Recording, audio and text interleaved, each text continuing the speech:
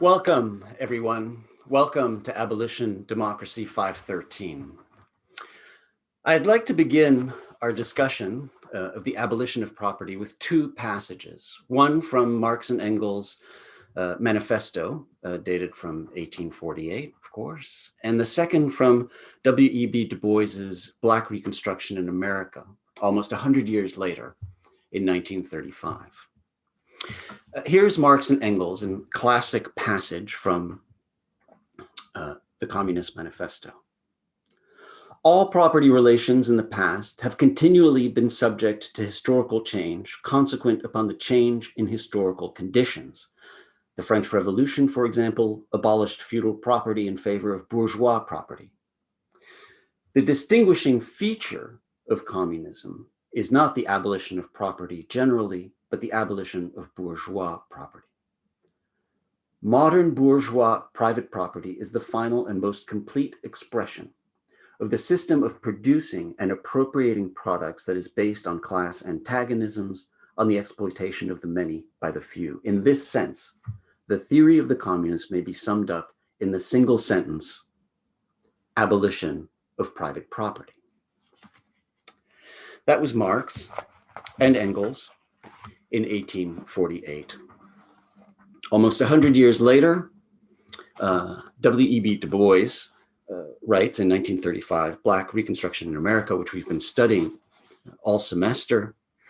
And I want to get to this passage at the end of his chapter on the counter-revolution of property, where he's talking about a new form of capitalism coming into place, a new enslavement of labor. And he writes, God wept, but that mattered little to an unbelieving age. What mattered most was that the world wept and still is weeping and blind with tears and blood. For there began to rise in America in 1876, so at the end of Reconstruction, a new capitalism and a new enslavement of labor. And then he ends with his prescription. And the rebuilding, whether it comes now or a century later, will and must go back to the basic principles of Reconstruction in the United States during 1867 to 1876, land, light, and leading for slaves black, brown, yellow, and white under a dictatorship of the proletariat. Now, Du Bois tied his notion of abolition democracy, his theory of racial justice, directly to a socialist ideal that privileged the working class, what he called slaves, black, brown, yellow, and white. The full abolition of slavery in this country, he suggested, which had never occurred or only occurred in the negative sense of the abolition of chattel property, called for the radical transformation of the political economy. So a robust concept of abolition democracy today would include as one pane of the triptych, right? A triptych of the negative, negation, and the positive constructive, but the transformation would be that third part, a transformation, a revolution of economic relations. And of course, subsequent abolitionists, including, of course, Angela Davis, who is the one who maybe more than others brought to our attention this notion of abolition democracy today, is clear in tying her own prison abolition to the abolition of racial capitalism. This is Angela Davis in June 2020. She states, racism is integrally linked to capitalism, and I think it's a mistake to assume that we can combat racism by leaving capitalism in place.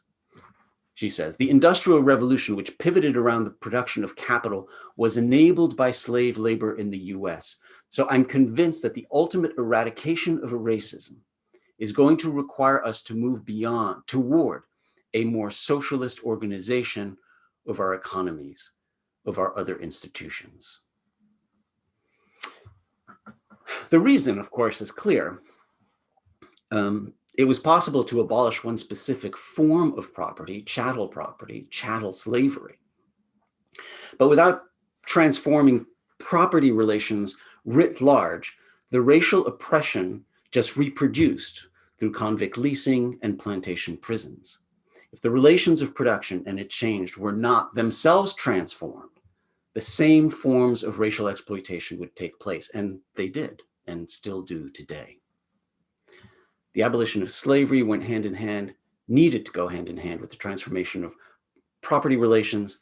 Abolition democracy as a political ambition must go hand in hand with a transformation of the economy. How do those efforts work together? Historically, the two movements overlapped. Marx was writing in 1848, right, during slavery abolition in this country. As a historical matter, the two movements communicated. Du Bois, in this brilliant book, writes about Marx's correspondence with Lincoln and others supporting the abolition of slavery. And property and wage labor were described by Marx, by Proudhon, by the socialists as a form of slavery. And of course, the abolition of slavery was a form of abolition of property. So the links are multiple, but so are the dangers in analogizing property to slavery. The dangers in analogizing the evils of slavery to the evils of wage labor, or the danger of eliding the unique dimensions of each struggle, the danger of ignoring the racism in unionization movements around the world. So how can we think the abolition of property through the lens of abolition democracy? That's our question today. Now, I was speaking with Professor Daniel Padilla Peralta a few weeks ago, and we were having a conversation at the intersection of property, labor, and slavery, when Daniel tied the problem as well to settler colonialism and property theories of value. And so I'm delighted to have Daniel co-host this session, a dear friend of the 1313s. Please do come on, Daniel. There you are. Good to see you. Welcome. Daniel has participated from the beginning with the 1313s when he was a fellow at the Society of Fellows here at Columbia.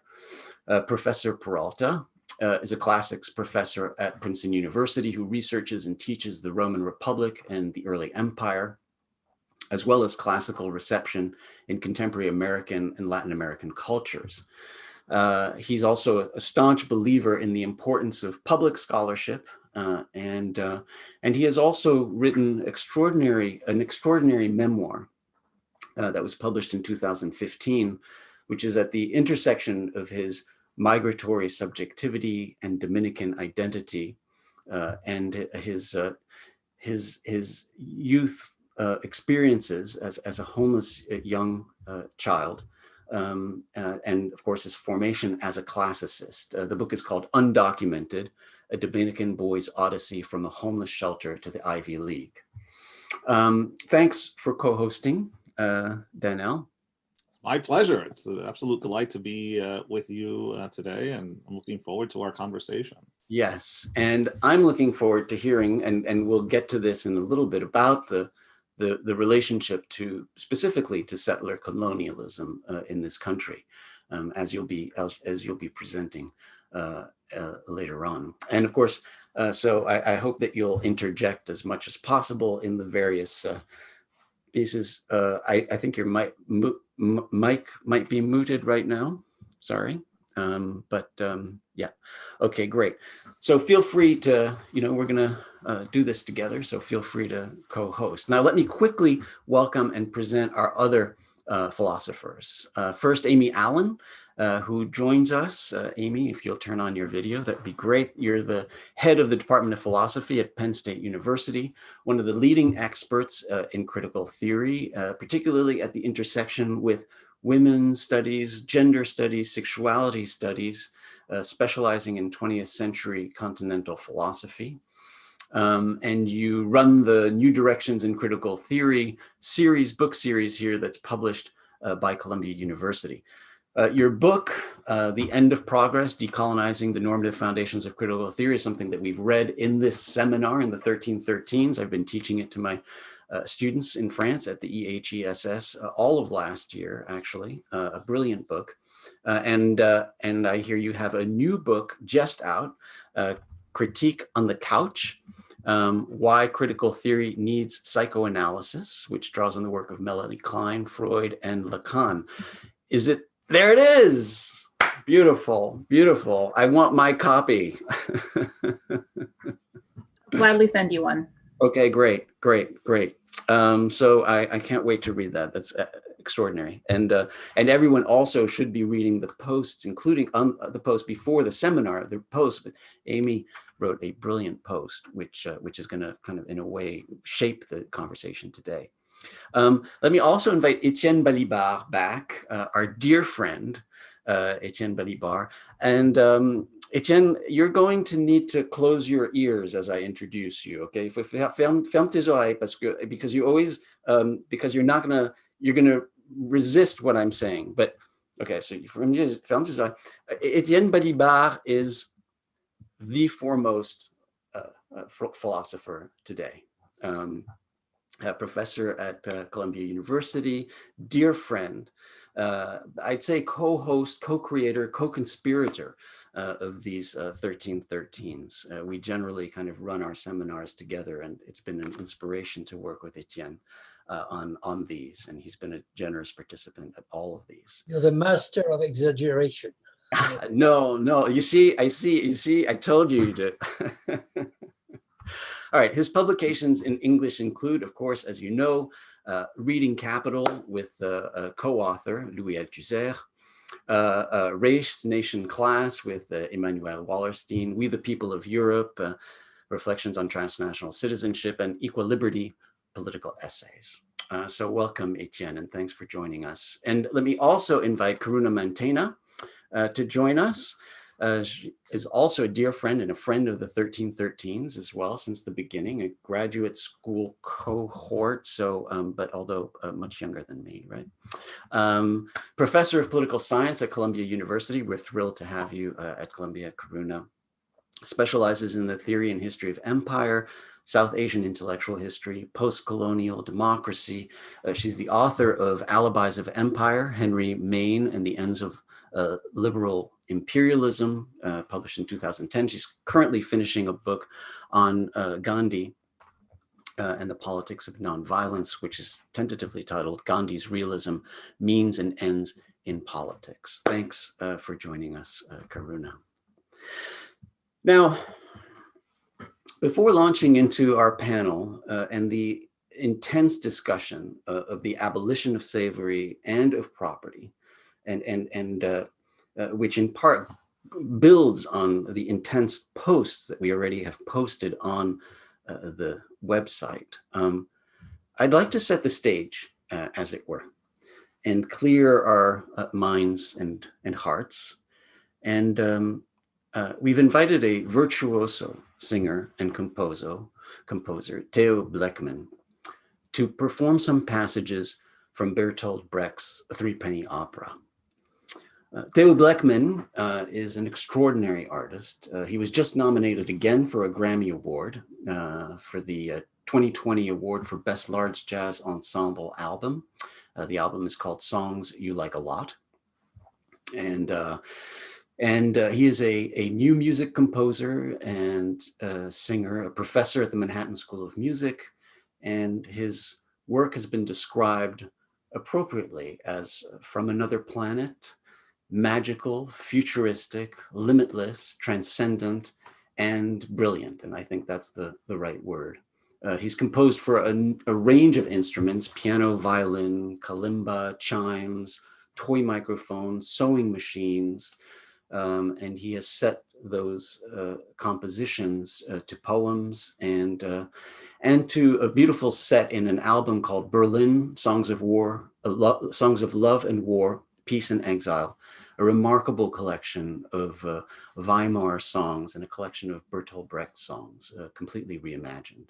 I've long admired Theo's interpretations of those Brecht songs, and a couple of weeks ago we started talking about Brecht and the Threepenny Opera and this wonderful passage in Brecht's Threepenny Opera where he asks, where this is, of course, this is Macheath, Mac the Knife, who's about to be executed, right? And he asks his lament is, what is a picklock to a bank share?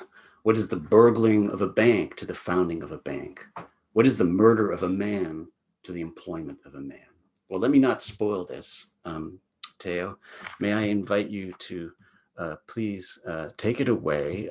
Everything is live. Nothing has been pre-recorded. And so give us one moment so that we can turn off our videos and mute our microphones so that you have.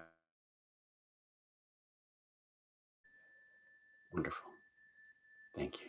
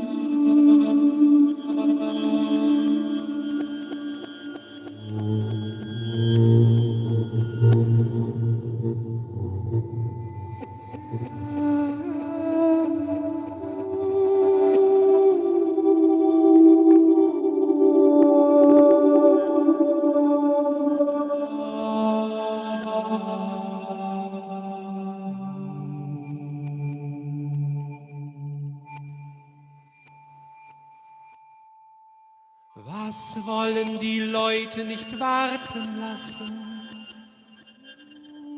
Meine Damen und Herren, Sie sehen den untergehenden Vertreter eines untergehenden Standes. Wir kleinen bürgerlichen Handwerker, die wir mit dem biederen Brecheisen an den Nickelkassen den kleinen Ladenbesitzer arbeiten, werden von den Großunternehmern verschlungen, hinter denen die Banken stehen.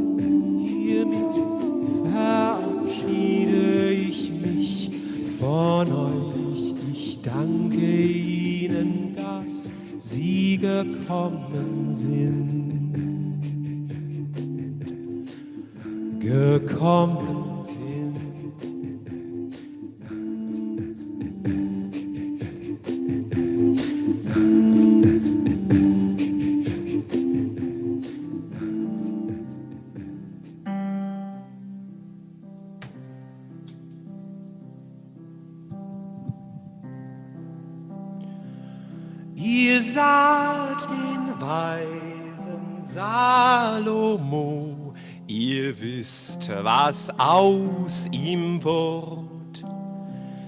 Dem Mann war alles sonnenklar, er verfluchte die Stunde und sah, dass alles eitel war.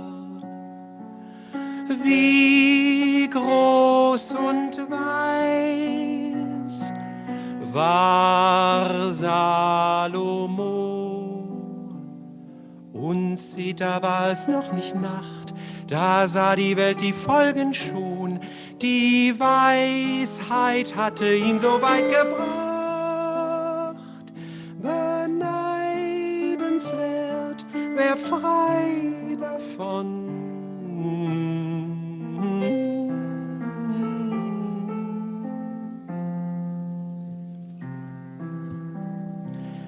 Ihr saht den kühnen Cäsar dann, ihr wisst, was aus ihm wurd.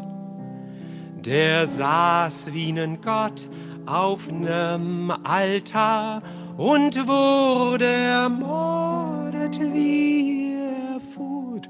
Und zwar, als er am größten war.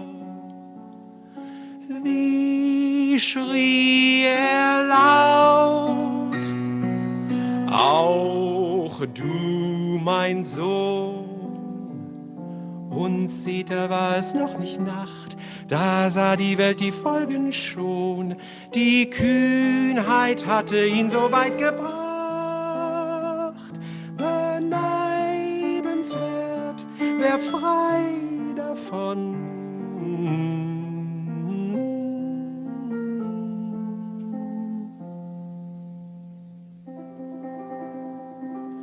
Und nun seht ihr Macheath und mich, Gott weiß, was aus uns wird. So groß war unsere Leidenschaft, wo haben wir uns hin verirrt, dass man ihn jetzt zum Galgen schafft. Da seht ihr unsere Sünde Lohn.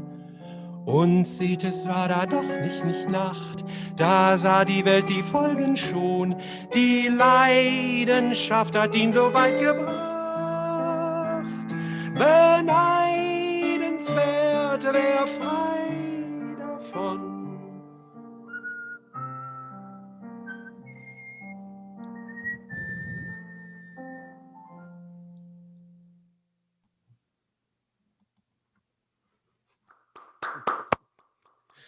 Large rounds of applause.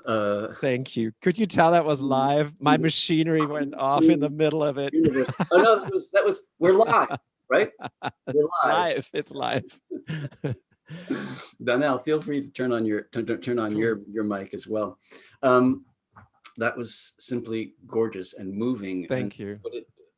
I had heard in an interview you had given on NPR, I think that you hadn't played much Brecht until you came to the United States. Is that right? That is correct, yes. Until the Neue Gallery, the museum on the east side that deals with German and Austrian art mostly from the early 20th century, asked me to put together a German set of music. And I was like, I don't sing in German. Why would I sing in German? No, I never do that, even though I grew up in Germany.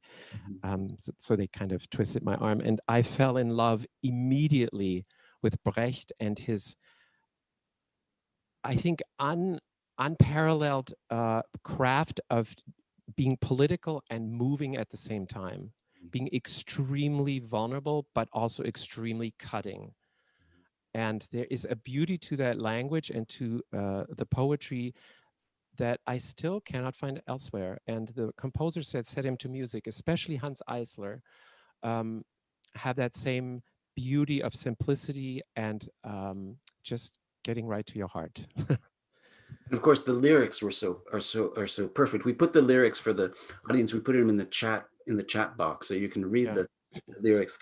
The first piece is this. Actually, it's Macheath who's lamenting. It's not set to music, so you set that to music yourself. But those words stuck out to us, right? I mean, those words, where basically he's putting into action, into play, into this opera, kind of this notion of the abolition of property, right? Yeah. And And of course, the Solomon-Song is just gorgeous. It's a wonderful story of kind of virtues that become our vice. You know, Exactly. Yeah. there's you sang the 3 stanzas. Yes, there are many more, or there's one more with Cleopatra. But since you sent me the excerpt that you did, and I wanted to stick to the translation, I was hoping to include Cleopatra, but next time.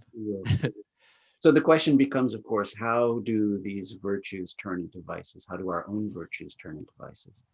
And but if all of this, in a way, I think what this does more than anything is open our minds in a way. I think, right? Is that? I mean, how do these virtues turn into vices?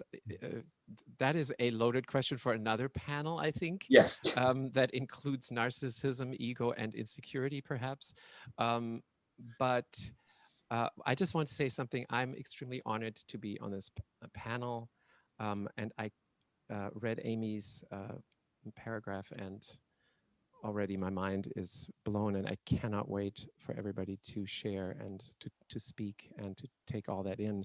Because as a musician, I come from it from a feeling music. Yes, it has political implications, and that has always been my sort of idea when I'm performing this kind of music, to have that be there, as uncomfortable as it is, but really with not more than, you know, some idea of history and some idea of, you know, musical history. So I'm delighted to be here and learn more. Danelle, anything you wanted to add before we go to the panel? I love the performance. The question I had while I was listening to you is, does propertylessness have a song? Does it have music? I mean, I think one of the beautiful things that's brought out in Threepenny Opera is the synthesis, possibly also the collusion of property with a form of musicality, and how that is being interrogated by Brecht. Yes. So I thought I would pose that to you. Wow, another panel, another 2.5-hour panel on property and music. Right now, this is an incredible point you're bringing up, Danelle, because if you're looking at Spotify, musicians do not get hardly get any money. We are supplying content for someone in Denmark to be the 5th richest person on the planet or something like that. It is insane. I get, you know, you had 200,000 Spotify listens this year, and I get $4 at most.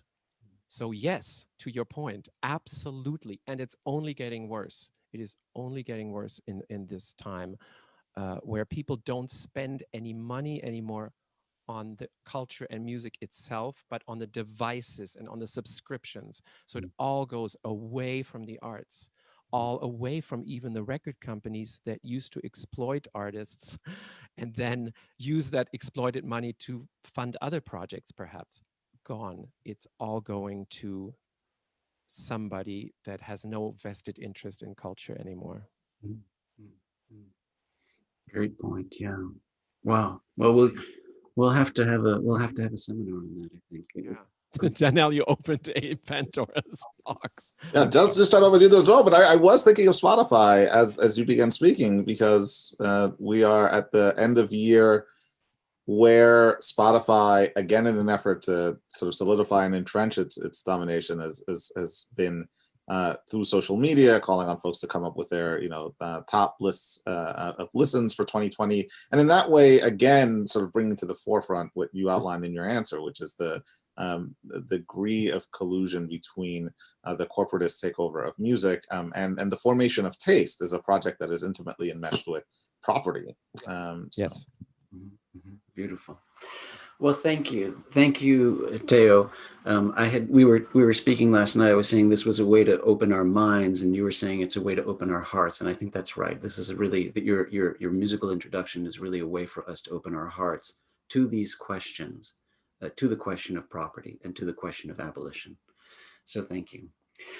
Let's turn then to the panel, and let me invite Amy Allen to start us off with your intervention, and we'll hear from Amy. We'll then hear from Étienne and Karuna, and then Donnell, and then we'll get the conversation going. Amy, welcome and thank you. Thank you so much for inviting me to be part of this series and this conversation today. It's really as if it weren't daunting enough to be on a panel discussing Marx with Étienne. Bernard has also asked me to follow that wonderfully moving, powerful, and beautiful performance. So it's a tall order. I feel this will be very prosaic by comparison. But in any case, I don't want to so much repeat what I wrote in my post, but I thought I would try to say a little bit more about what motivated me to write it and some of the concerns that are in the background. And then maybe I'll just take a few minutes to respond to a couple of issues that were raised in some of the other materials posted before the seminar. So the first thing is, you know, I'm really interested in taking this opportunity to call attention to Du Bois's Marxism in Black Reconstruction. I mean, for a number of reasons, I think. One is, you know, contra the reading offered by Cedric Robinson, which is quite influential in his book, Black Marxism. Despite the title of that book, in many ways, Robinson presents Du Bois there as having left Marxism behind. And I think one of the things I was interested in doing was in thinking through how we could understand Du Bois not as having left Marxism behind, but as offering a powerful re-articulation of Marxism in Black Reconstruction in a way that I think complicates and expands many of Marx's central categories. It also, I think, complicates our understanding of Du Bois, particularly his relationship to modernism, because I think it's very hard to read Black Reconstruction without noticing how often Du Bois links the kind of notion of modernity as a process of civilization to the justification for slavery. And I think this really changes the tenor of Du Bois's relationship to modernism in very important and interesting ways. So that's probably the topic of a different panel, but I think one that's important to kind of complement the really, you know, powerful reading of Du Bois offered in Bob Gooding Williams's book, which focuses more on his earlier work. But I think more sort of a posit for our discussion today is how Du Bois's Marxism in Black Reconstruction complicates some of Marx's central categories. And I particularly have in mind, and here I think I'm echoing something that Bernard had said written in one of his earlier posts, how Black Reconstruction really complicates the kind of traditional Marxist philosophy of history, forcing us to rethink certain ideas of progress that are prominent in Marx's, particularly in his early philosophy of history. Because once we understand, as Du Bois does, slavery as absolutely central to the development of capitalism in Europe, it's very difficult to understand capitalism as a progressive historical force, albeit destructive, ambivalent, and so on, but still, I think in Marx's early philosophy of history, essentially progressive force. So I think Du Bois really upends that entire philosophy of history in a very, very productive way. He also, I think, takes much further the role or the rethinking of slavery in relationship to capitalism than one finds in Marx. So it seems to me that, you know, there are a couple of ways that Marx tends to talk about slavery. I mean, one is as an analogy with wage slavery, and that appears several times in the Communist Manifesto. And then there's the role that slavery plays in primitive accumulation. Now, of course, as has been really well documented in this text on Marx's writings on the Civil War, Marx was very critical of slavery. He was a proponent of emancipation. He was pushing Abraham Lincoln to, be more radical on emancipation and so on for the slaves. So none of this is, I think, so much about, his own kind of political positions, but more about the conceptual role that slavery plays in Marx's work. And I think Du Bois, quite interestingly, really pushes that much further by rewriting the slave as the Black worker, and by then rewriting emancipation, in terms of as the outcome of the slave's own agency, as a kind of workers' revolution. So I think this is fascinating and really, important to discuss. The rather simple question, I think, that I tried to pose in my post, I think this rewriting has profound consequences historically, historiographically, and so on. And I'm not at all interested in kind of rejecting it outright, but I do think it's worth asking a question about to what extent that move makes sense theoretically, or what it might leave out or occlude to equate the slave with the Black worker. And so I was really just trying to raise a question about what it means to be an object of property, and whether this is something that can be equated really with the status of the worker in a kind of Marxist framework.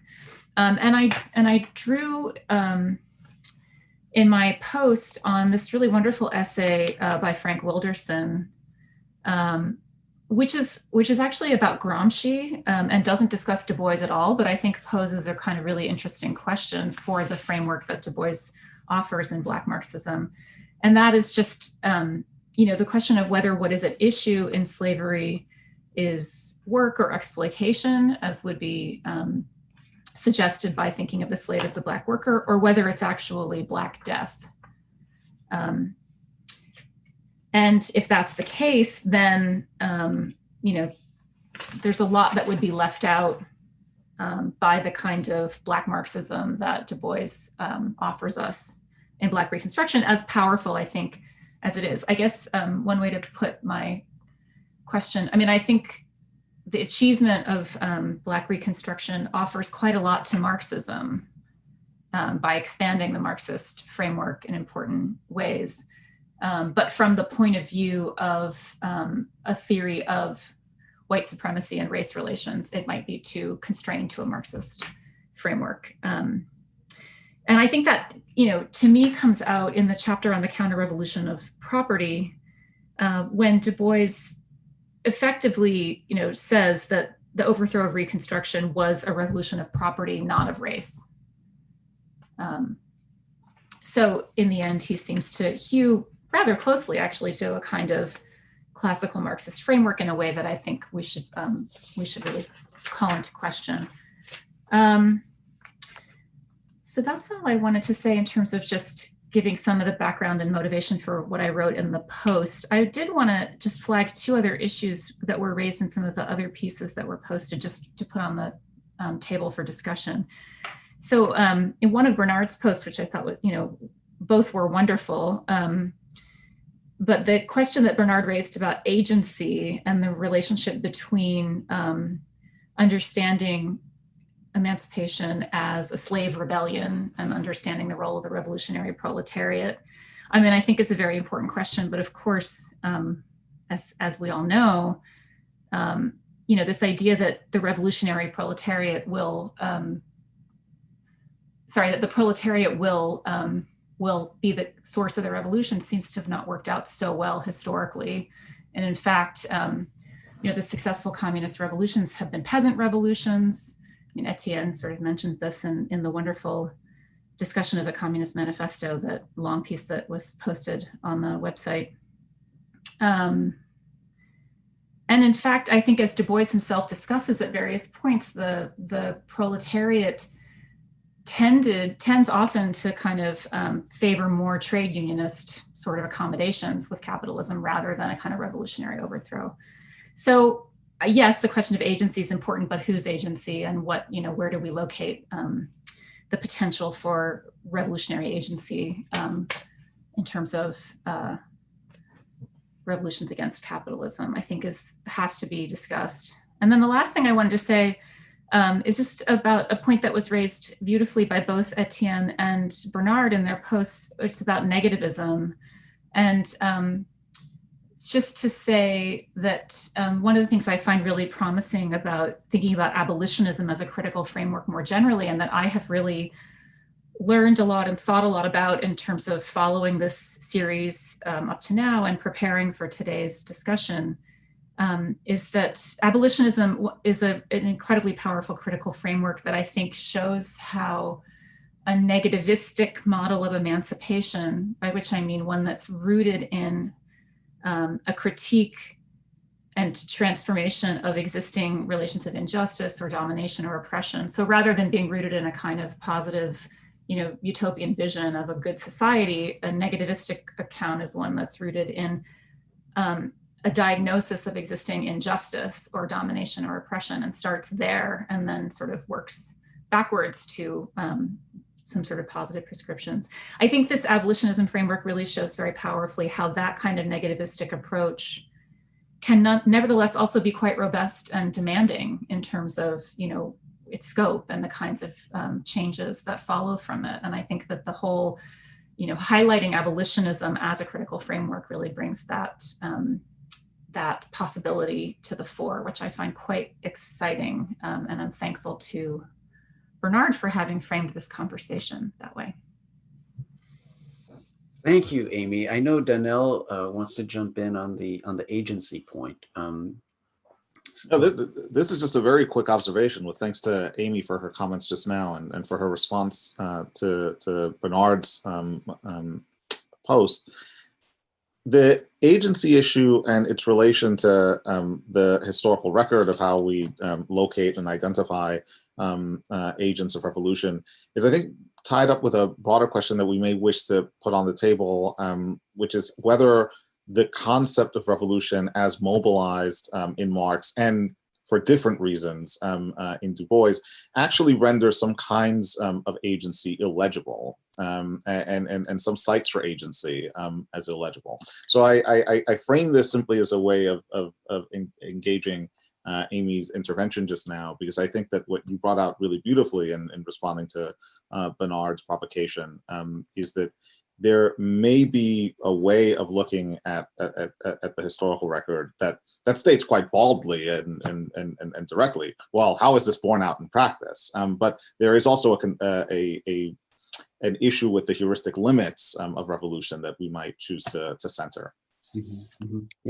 Yeah. And so I think we should definitely come back to this point, in part because I was also thinking that in some way it really does.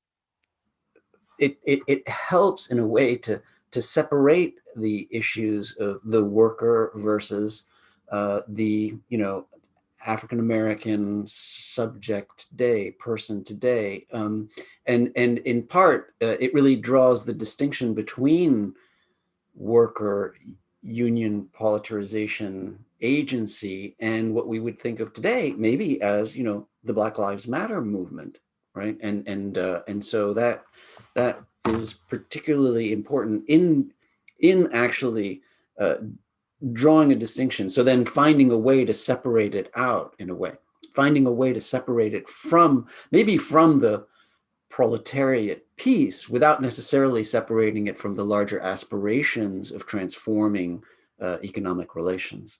I think on this point, though, we should turn to Étienne because this kind of is exactly what you've been working on, writing about. And so, Étienne. Thank you, Bernard. Thank you all. Okay, I think we have to remain within strict limits. I count on you to cut me because I have a dangerous tendency to bypass the limits. So I just want to say that I'm extremely pleased and grateful to be part of this panel. As ever, this is for me, coming from Europe and with the background I have, an amazing opportunity to become decentered, I would say, in my thinking habits and my own discourse. So this is already the case for me today. Okay, if you, I won't repeat what I've written. I mean, no more than, even less than Amy. What I've written in the pieces that you've read, or if you've read them, you may have had the feeling that I was intervening in this debate as from a pure, I would say, philological standpoint. Not to say a Talmudic standpoint. I mean, I sometimes perceive of myself as if I had become a Talmudist of Marxism, which might seem very limited. But I do believe that philology, because there is a lot of philology in what I offer, is an important, is a useful and even important part of what Bernard in his great synthesis has, referring to Foucault, has called critical discourse analysis. I mean, I don't believe that philology is everything, but I believe that philology is something important. And I'm confirmed in this feeling by when I discover and acknowledge the enormous importance that this question of analogy deriving from Marx, but also deriving from Proudhon and from Du Bois himself, is now playing in our debate. So obviously analogies are heavily and inevitably relying on the meaning that we attach to certain words, to certain categories. And this is the case for slavery, this is the case for wage or labor or work and so on.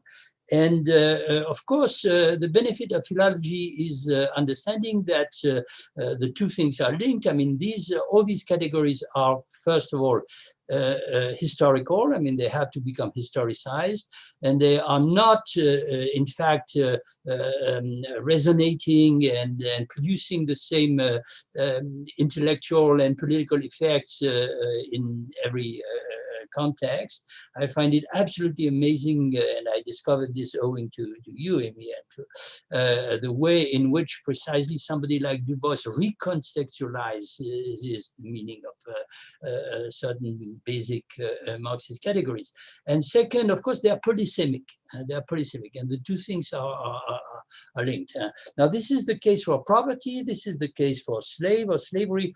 This is clearly the case for theft in our period of financialization, shadow banking, and a number of other situations, you know. The case for commodity, the case for civil war,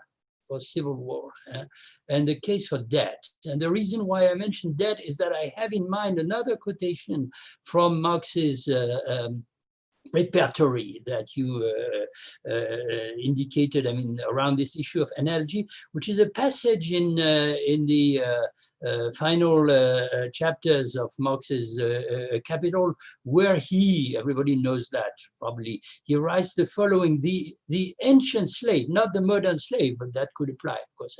The ancient slave was attached and tied to his master by iron chains and manacles, whereas the modern slave, that is the wage laborer, is attached to the capitalist class, who is his new master, by invisible chains. And I always thought in the last period that these invisible chains were an extremely interesting idea, because in a sense we're witnessing in the present a situation in which the invisible chains become visible again.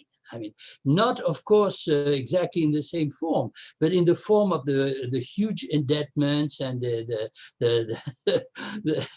paper that comes from the bank and that forces proletarians to leave their houses. Okay, so already, yes, 5 minutes. So there are 2 points that I would like to return to. First, of course, agency. As Bernard introduced the issue on the basis of the existing papers, and as Amy has and Daniel have already begun to elaborate. So In the text that you quote from Marx, and I believe that Du Bois, it seems to me that Du Bois on this point, you insisted on that, is of course exactly on the same line. The question of agency is immediately translated and expressed in terms of self-emancipation. This is why I find it so important that you mention these terms. It's a famous formula, only that you quote, the proletarians can emancipate themselves and so on. And this is of course true for the slaves as well, and this is what Du Bois forcefully imposes to a historiography that preferred to believe that the slaves had been emancipated by their own masters because they had changed their mind for moral reasons or economic reasons. Now, the relationship of the idea of abolition, as you already signaled, to this question is, of course, inevitably ambiguous. And here my commentary or my exegesis of the Marxian phrase, the expropriators are expropriated, I believe can be useful, because this is an incredibly ambiguous or ambivalent formula if you cut it from the context. Die Expropriateur werden expropriiert. Aber sie werden expropriiert von wem? They are expropriated by whom? By whom? And it is here, I believe, that the fact that I more or less believe I have, perhaps somebody else had found the same reference, but I know of nobody. When I discovered that this formula in Marx was in fact a direct replica of the messianic formula in Isaiah's book about the emancipation of the Hebrews who were the slaves in Babylon or in Egypt, I found it absolutely remarkable because the biblical formula, and I quote again what I put in my text, reads like this: "And the people shall take them and bring them to their place, and the house of Israel shall possess them in the land of the Lord for servants and handmaids, and they shall take them captives, whose captives they were, and they shall rule over their oppressors." It's the model that Marx is reminiscent of. And here, of course, the agency or the initiative comes from the slaves or from the dominated. But the result is something very strange, which is reversing the domination of A over B into a domination of B over A, which makes us remind a famous joke about communism in at the times of the Soviet Union, when a student asks the professor, what's the definition of capitalism? And the reply is, capitalism is the exploitation of man by man. And then what's the definition of communism? It's the reverse. So that leads me to suggesting, if I still have perhaps 1 or 2 minutes, suggesting that we add the category insurrection. I'm very much fond of the category insurrection, in fact, to the category abolition, not to eliminate or suppress or minimize the idea of abolition, especially because of its resonance in the American context, much more than in France, of course, much more than in Europe, for obvious reasons. Whereas the category insurrection, of course, directly hints at the movement that comes from below.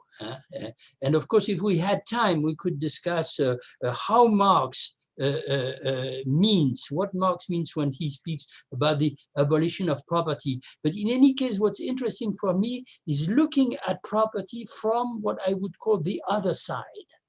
And the other side of property is many things. It's the division of labor, etc., etc. But of course, it's the antagonism. It's the antagonism that is inherent and at the core of the institution of property. And then, of course, okay, I wanted to say something about class and race, but that will come later in the discussion.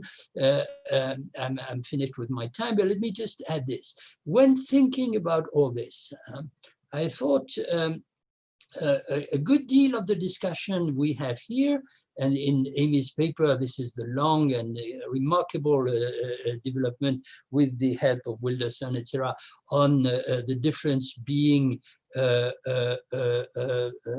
wage laborer being the owner of his or her labor force, and the slave being himself a commodity, and in fact not only a commodity but a capital, an asset in the plantations. But then when you try to look at the other side, that is the resistance against this command that is property, you stumble on something which perhaps is behind Du Bois' move along the chain, I would say, the semantic chain of the word, which is the following. The class struggle of the wage laborers in Europe, in America, in everywhere, in fact, did transform the institution of wage labor. It temporarily, maybe, this is again changing today, but of course in a decisive and probably irreversible manner, so that as a consequence of the class struggle, wage labor is no longer the same. But then if you turn to the question of slavery, you cannot say that the slaves, with their general strike, transformed slavery. They did not transform slavery. They abolished slavery. So the form of the antagonism here appears perhaps divided between class on one side and race with class on the other side as something profoundly heterogeneous. But perhaps what Du Bois had in mind, if I well understand the sentences that you quoted, was the fact that he retrospectively, of course, insisted on the fact that the official abolition of slavery was not the end of slavery in every possible sense of that term, because slavery as racial oppression within a class system would continue in new form. And therefore, of course, the question of transformation and insurrection remains intimately linked. I'm sorry, I've been too long. Not at all too long. That was marvelous, Étienne. And just one quick thought. Daniel must have one quick thought too. Many, I know.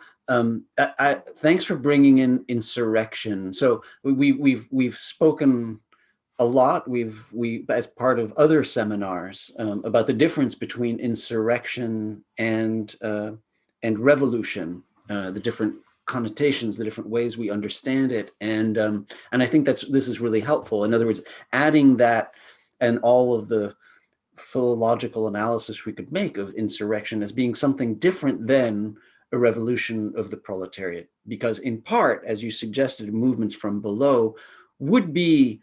We would want to think of this differently today, and we do think of this differently today. The way that we think about uprisings and insurrections today is different than the modern form of revolution. You've written about it a lot, drawing on Koselleck, but I think that's right. I think to make some headway here, and we'll come back to this during the conversation. I think to make some headway here, it will be important to think not only about whose agency, but how that agency is expressed, right, and the interrelations between the agents. Daniel, sorry. Just a passing thought here, which goes back to the question of hostility, to this sort of Feindlichen Gegensatz, and to your teasing out of its implications. Here, I wonder if further down the road in our conversation, we might also turn to work that Karuna in particular has done on thinking about the legacies of not just Roman historiographical practices and models from antiquity, but specifically paradigms from Roman civil law. That's something that is near to the center of Karuna's book on Henry Maine, and that could inform in a complementary way how we think about the conceptualization of hostility between classes as something that falls within the purview of a historical materialist theory. So that's an accounting that we'll want to take up later, but I thought would be sort of opposite for the purposes outlined by Étienne's comments just now. Great. Yeah. All right. Well, we will definitely come back to that, and that perfectly brings up Karuna's work. The important work on Maine and on questions of imperialism. Karuna, if you'd like to join us and present. Thank you, thank you. Of course, it's an incredible honor to be part of this conversation. I have already learned so much. So what I'm going to do is just say a few things, maybe remind us about a couple of broad arguments about abolition of property that were prominent in the 19th century, especially in the early 20th century. And I especially want to, in a way, note the differences and different resonances within a Marxist understanding of abolition of property and an anarchist understanding. And I partially want to give a little bit of a shout out to our poor anarchists who are really the center of this question. And I follow my old colleague, Jim Scott, 2 cheers for anarchism, to see how much of that language is still with us as well. So again, I'm hopefully going to try to highlight what I think to be maybe important legacies and controversies between the Marxist and anarchist interpretation of what abolition requires and is capable of. So I'm just going to try to make a couple of points. One, I think, why abolish property? I think one is understanding the abolition of property as an institution. So this, I think we've talked of, for Marx and the Marxists, private property is understood as a system of exploitation, of structural inequality, of unfreedom, and it's linked to, of course, to industrial capitalism, a mode of production built on the exploitation and commodification of so-called free labor. Its abolition or overcoming the system of property might imply, on the one hand, a communalization of the mode of production, of capital possibly, the collective and conscious democratic organization of production, a democratic state, in Marx's language, the free association of all for all. So here I think we take property and the exploitative nature of property to be a symptom of a particular political organization of production coming out of a mode of production. The anarchists, and this is of course a very broad group, Proudhon is one, but Proudhon and Bakunin are probably the ones that are closest to Marx in some way. But I also would like, and I will eventually think of ones who are further away, but still like the Marxists, like Tolstoy, Kropotkin, also really did agree with the Marxists that the institution of private property, was deeply unequal, was exploitative, coercive. They had a structural critique of the division of labor. But I think for them, what was even more maybe different is that they linked the problem of property to a series of cognate institutions, law, prisons, armies, and especially maybe most significant difference, ultimately the problem of the state itself. So abolition of property was for them a part and parcel of the broader project of the abolition of the state. And that there, I think then their central worry in a way, maybe not directly exploitation, but coercion and violence. So property and laws regulating property, taxes, et cetera, were understood as monopolized by elites, the state as a protection racket. This was Tolstoy's favorite line. The state is a concentration of power. It cannot be democratized in the way that socialists and Marxists may hope for.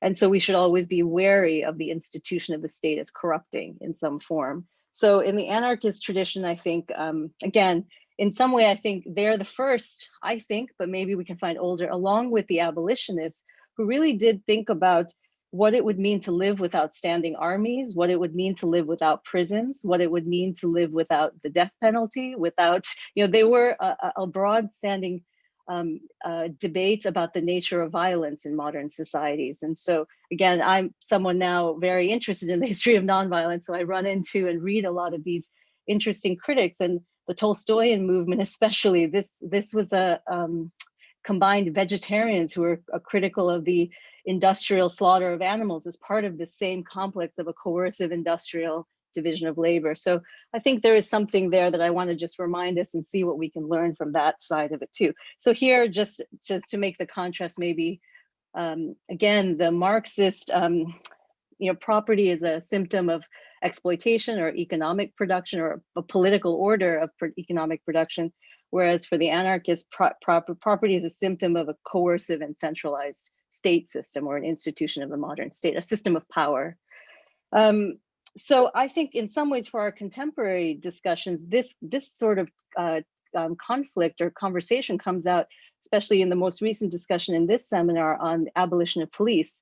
You see, and prisons too, you see a kind of debate between whether the state is going to be an enabling condition for the abolition of prisons as well as property, or for the reform of police, or whether we have to turn away from the state and think about community organizing or self-organizing that doesn't get, that might be democratic, it might be different, but it might be some way in which we have to decide if we're going to opt in or out of the state, or we're going to reform the state or do this outside. I think the traditional Marxist language has always been to privilege the state and the larger unit as the mode of reform, of radical transformation. But I think there might be good reasons to recover the anarchist anxiety about the state as the agency of transformation. I think for us today, I mean, I'm quite taken by both these arguments. So I think for me, the question might be, instead of thinking them of as either or, as they always have been in the past, to think more of a both and. So maybe there's something both about a dual track of what you do via the state and what you also can do outside of the state in some form.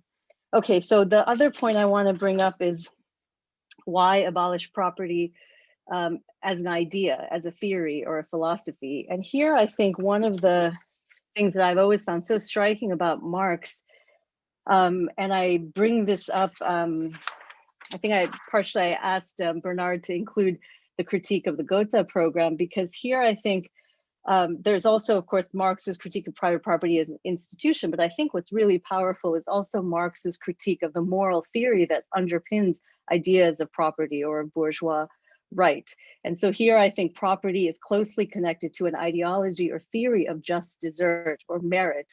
And this, I think, is something we associate with liberal ideology, with individualism. And I think something that is deeply ingrained, especially in American political life. Everyone has noted the idea from Tocqueville to Du Bois. Du Bois called it the American assumption, a kind of individualism that believes that property is something that is ours through our effort. And we know that this is something that really deeply inflects debates about welfare, debates about the care we other citizens deserve. And I think the problem is we still do really think in a language of just desert and merit. And I think Marx is one of the most powerful critics of that idea. And in the Gotha program, you know, as you know, the Gotha program is a critique of a program of state transformation, equivalent to the Communist Manifesto put together by the Social Democratic or United Workers' Party in Germany in 1875. And Marx, I'm just going to follow, he goes piece by piece through the program and criticizes it, of course. But the one piece that he criticizes, I think, in a very interesting way, is saying, you know, what the Gotha program says, what we want is a fair distribution of the proceeds of labor. And Marx goes in to criticize the question of what do we mean by fair or equal distribution. He sort of says, how do we even think of it? What would be fair? I'll just quote a little. He said, one man is superior to another physically or mentally, or supplies more labor, can labor longer. And he said someone might be married, have 3 kids. So what would be a fair distribution when they're so unequal in our capacities in some way? And he said, in a way, to show that actually the question shouldn't be about fairness as such, or the ideology of desert. And it's not about who deserves more because of the energy or mind, or even if we try to get into that and give a more egalitarian idea of just desert, he thinks in the end, it's always going to lead us into problems. So what we should really do, of course, is try to sever the connection between earning and appropriation from one's productive powers, so that, as you know, of course, in his famous language, we have to we have to overcome the narrow horizon of bourgeois right, and we have to inscribe on banners of society, from each according to his ability to each according to his needs. Of course, another kind of biblical resonance. But I think the point of that, of course, is that socialists in the 19th century, and Proudhon is one of them, partially thought you might be able to redefine effort. You might be able to say there is such a thing as unearned money through rent, through use, through interest, through inheritance.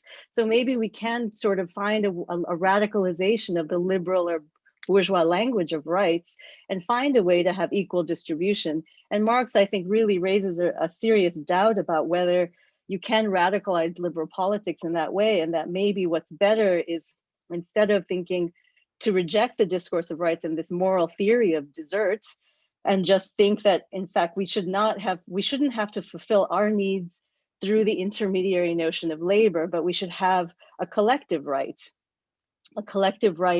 to a commons, a negative commons maybe of some kind, and it should be a common, a democratic, a collective right. So again, not and again, from each according to his ability, to each according to their needs.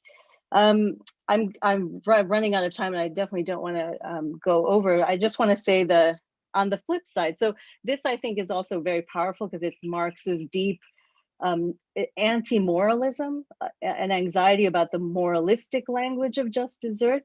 And I'm just going to end because I think this is sort of the other side. The anarchists, of course, also had a radical critique of the division of labor, but they tended to do the opposite, which is really raising the moral language about our complicity in consumption of production. So just a quick example, so Tolstoy again wrote a famous pamphlet called The Slavery of Our Times, again, using this analogy between modern wage slavery and factory slavery and the life of the serf as well. And he, of course, thought if we participate in a decadent division of labor, we consume without laboring. The rich and the idle especially, but more and more of us live off the labor of others. And this is the problem of modern industrial labor, of degrading labor that's constantly soul destroying, monotonous labor that is constantly relegated to those below us. And of course, for him, he thinks this is a moral complicity we have to bear. We are responsible. So what can we do? We have to structurally change the system, but we have to change our habits of laboring and consumption. So this, of course, led to radical experiments in trying to get out of the division of labor, utopian experiments, self-sufficient communities, cooperative labor, ideas of bread labor, which was the idea that you had to contribute a minimal amount of manual labor. So this is especially about elites and professionals who have distanced themselves from actual laboring. So again, I think there's something interesting here where Tolstoy will say, we've thought a lot about the first two, changing taxes, about redistributing land. We think of all these progressive socialist ideas, but the third is that we still live in a world of capitalism in which we are controlled by increasing and unsatisfied needs. And we have to reform ourselves and our behavior and our desires and our way we live vis-a-vis property and products. So I think, to me, the interesting question here for our contemporary moment is, of course, I think the hyper moralization, which is also, I think, raises deep and interesting questions about consumption, about climate politics, and again, like some connection. So again, the Marxists might say, we focus on the abolition of labor. That, again, Marx was not talking just about the abolition of property, but abolition of labor as such, that we can move beyond laboring in the traditional way. And of course, for the anarchists who say that might be a fantasy, we live in a world that we may never get rid of labor. So instead, we have to either value all labor, give dignity to all labor, participate equally in manual labor, self-sufficient labor, but also that we structural reform and self-reform. It's not an either or. We have to do maybe both structural reform, but also think about what the reform of our desiring selves are in a system of capitalism, even as we might rethink what the commons might be, what laboring might be, and all of these things that we know are radically transforming in our daily lives as such. So sorry, I went over there. No, not at all. That was brilliant, and thank you so much for putting on the table actually the connections to prison abolition and to police abolition in such a powerful way. And we hadn't created that intersection in the third seminar on the abolition of the police and defunding the police. But I think you're entirely right that disarticulating the differences in the relationship to the state is crucial to understanding today the different positions that are taken in the debate over the police, right? And I think that's entirely right. That I think that the conflict between one position that does nevertheless maintain some strong notion of governing, right, versus the other that the more anarchist position is precisely what could be viewed as creating so many of the cleavages in those debates. We'll be coming back to prison abolition specifically in February, so we'll want to kind of hold on to that, but it ties back to police abolition as well. So that was brilliant. And of course, everything else will come back to a number of things. And as you were talking, I was remembering, I was being surprised that the only place that prison reform, to the best of my knowledge, I mean, I'll have to reread it, but the only place where I marked prison reform as coming up in the Communist Manifesto was in the critique of Proudhon, right? As reform for the benefit of the working class. This is just nothing but a bourgeois socialism in some sense. And of course, we know all the problems with issues of the lumpen proletariat, which I hope that we will get to talk about a little bit. So that was terrific. Danelle, I know you're gonna tie it to your intervention. So why don't you go ahead next? Yeah, thanks so much. And thanks to Karuna for laying out the conceptual landscape of socialism and anarchism in its 19th and early 20th century context. I wanted for my intervention to take the question, how do you think towards the abolition of private property, by taking into account a destabilizing force in the thinking of 19th and early 20th century critiques of private property. This destabilizing force is the conceptualization and the visualization of a past in which there is no private property. And how deep is this past, and whether this past interrupts or disrupts the present in any way, is answerable by reference to a figure that shadows the writings of Marx and Du Bois, and this figure is the Native American. And the reason why there is this sort of spectral shadowing that occurs in their writings, for reasons I'll speculate about in a moment, is because their writings are inescapably bound up with respective commitments to theory and praxis that are limbed by and circumscribed within settler colonialist logics. So in the case of Marx, John Bellamy Foster, Brett Clark, and Hannah Holman have recently set out the coordinates for a fuller rapprochement between historical materialism and contemporary indigenous struggles and perspectives. Persuasively enough, it seems to me, though I still find it hard to shake out of my head the primitivization of the American Indian in works such as Engels' The Origin of the Family, Private Property, and the State. But to speak of Marx specifically for a moment, his fascination with the scholarship of Lewis Morgan, whose Ancient Society, or Researches in the Lines of Human Progress from Savagery through Barbarism to Civilization, which came out in 1877, envisioned human society's first steps in a stateless world where relations were organized around gentilition structures, clan structures, and communal property. And this is key to a 19th century ethnographic and historical discourse that lines up Native American communities alongside historically attested clan-centered communities of the ancient Mediterranean. So folks who are familiar with, say, the writings of Numa Denis Fustel de Coulanges might see some resonances here. But what these cultural formations understood to exist in the past were believed to hold in common was the absence of private property. And so in this respect, the figure of the Native American, the American Indian, becomes a method for the extraction of a past before property. So I'll say a few words first about how Du Bois goes about this work too, taking as my subject the figuration of indigenous communities in his writings. Even if in connection with the University of London's Universal Races Congress in 1911, we can locate Du Bois in the same milieu as the Sante Dakota physician and author of The Soul of the Indian, Charles Eastman, Du Bois's own investments in building up a durable coalitionary association of Blackness and indigeneity are not extensive, and we might wonder why. So early on in his writings, Du Bois notes the place of indigenous communities in slavery's formative stages in the Americas, with references to the regulation of the importation of Negroes and Indians and suppression of the slave trade. And in his 1890 baccalaureate address at Harvard, Du Bois names as one of Jefferson Davis's perverse attributes as, quote, Teutonic hero, the murdering of Indians. But this is in the context of a crescendo that builds up to what Du Bois terms the crowning absurdity of Davis's career, which is that he was the peculiar champion of a people fighting to be free in order that another people should not be free, end quote.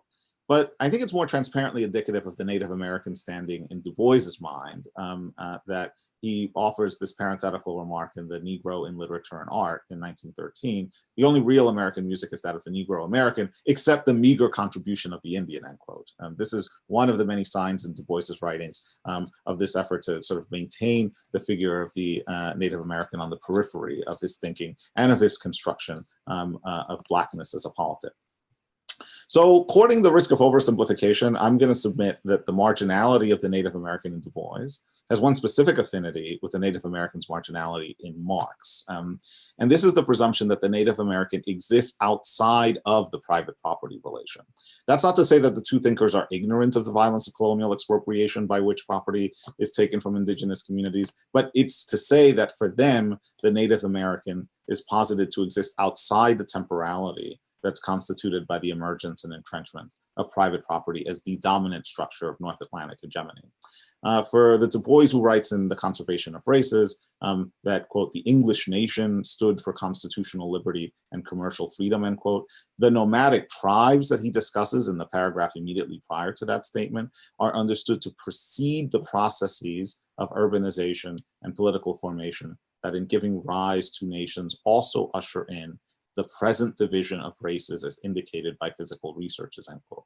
In other words, nomadic tribes exist before the racial logics that define the modern historical conjuncture, one of whose characteristic features is the commercial freedom that is underpinned by private property. So, as with any of Du Bois's conceptual tools, this assumption has a genealogy, and we can talk at greater length about how to map that genealogy. So we might cite as one charter document for the notion that the Native American exists in a vexed relationship to the property function, Henry Knox's letter to George Washington from July of 1789. Were it possible, Knox writes to Washington, to introduce among the Indian tribes a love for exclusive property, it would be a happy commencement of the business of civilization, Knox wrote. But we can reach further back to a century before Knox's letter, to a text whose influence on the early American Republic and its conceptions of indigeneity is richly documented. This is John Locke's second treatise of government. Chapter 5 on property unrolls a scheme for articulating property that depends vitally, if at times incoherently, on property's co-evolution with practices of cultivation and improvement, both of which call for a type of labor that the Native American is presumed not to be expending. I'll quote only one passage from the long chapter 5. In discussing the bounty of the Americas, Locke observes, there cannot be a clearer demonstration of anything than several nations of the Americans are of this, who are rich in land and poor in all the comforts of life, whom nature having furnished as liberally as any other people with the materials of plenty, i.e. a fruitful soil, apt to produce in abundance what might serve for food, raiment, and delight, yet for want of improving it by labor, have not 1/100th part of the conveniences we enjoy, so on and so forth. The place of property in Locke's political theory and the degree to which his theory of property's origins and obligations shuttles between a vindication of private property and a more encompassing account of individual rights is a very well-trod subject. Tully's book, A Discourse on Property from 1980, talks about this. But I am more interested in recent discussions, including discussions in Amy Allen's work that have noted the feedback loop between European colonial encounters in the Western Hemisphere and the formation of new political theories of property. In the case of Locke, his definition of property and his interrelation of property and labor obviously fits settler colonialism hand in glove. Arguably, his greatest accomplishment in this section of the second treatise is to stabilize private property in the midst of a cascade of information about Native American communities by fixing them in a time and a space before, in his view, there was such a thing as productive use of the land. So any account of the abolition of property should look to property's collusions with settler colonialism and to the repatriative work that awareness of those collusions would bid us undertake. It can't be denied, as Laurel and Witt and others have noted, that, quote, the cultural bias embedded in Locke's account of improvement discounted the labor and skills of indigenous North America in pursuing an ecologically sustainable way of life, or that, quote to quote, Witt again, it also conveniently declared most of the continent a wasteland or wilderness, a vacum domicilium awaiting occupation, end quote. In their 2012 article on decolonization, with which I'll wrap up, Eve Tucken, Wayne Yang explain why proponents of abolition, and specifically the abolition of the carceral state, should be attentive to the history of settler colonialism's theorization of the native is not deserving of their land. And so I'll quote the relevant section here. The abolition of slavery often presumes the expansion of settlers who own native land and life via inclusion of emancipated slaves and prisoners into the settler nation state. As we've noted, it's no accident that the US government promised 40 acres of Indian land as reparations for plantation slavery. Likewise, indentured European laborers are often awarded tracts of unsettled indigenous land as payment at the end of their service. Communal ownership of land is figured centrally in various movements for autonomous, self-determined communities. The land belongs to those who work it disturbingly parrots Lockean justifications for receiving native land as property earned through one's labor in clearing and cultivating virgin land. For writers on the prison industrial complex, illegality and legality, and other forms of slavery, we urge you to consider how enslavement is a twofold procedure: removal from land and the creation of property in the form of land and bodies. Thus, abolition is likewise twofold, requiring the repatriation of land and the abolition of property, land and bodies. Abolition means self-possession, but not object possession, repatriation, but not reparation. If we are then to deliver on the promise of what Dylan Rodriguez has termed insurgent abolitionist futurity, we would need to undo the property man nexus. And such an undoing requires, at a minimum, I think, the unthinking and decoupling of the figure of the mythical Native American from the bloody warrant to privatize property, a specter that's apparent in the shadows of both Marx and Du Bois. So with that, I am now wrapped up and we can move to our conversation together.